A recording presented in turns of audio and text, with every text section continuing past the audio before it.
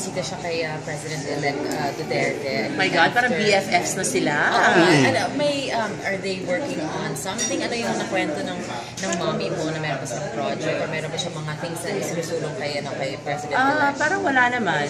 I think it was just more of a courtesy call because he does know our family in Cebu. So,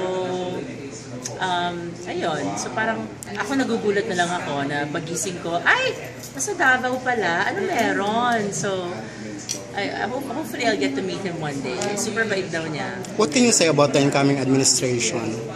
Well, I'm very excited. I think just like everyone else, you know, even if there's controversy involved, I would like also to think positive, and hopefully the change that everyone is really waiting for and looking for will happen in this administration. So, yung sinasabi nila about like the banning of liquor or the kids not roaming the streets after 10 p.m. In some way that can be good for us. I think in any situation, kailangan talaga may takot tayo. Kasi kung walang takot na, kahit sino na lang pwedeng gumawa ng kahit na ano.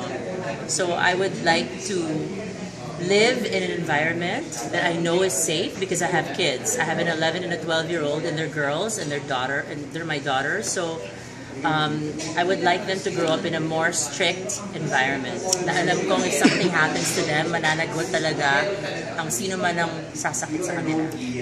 You're also known as, you're very outspoken, you're very, girl power, woman power, pride, ganon. May reaction ka ba sa sometimes nagiging controversial na behavior ni President-elect when it comes to women or the things that he says, especially, I think recently sa isang press con niya, medyo may catcalling and do you think that's a bad example? Well,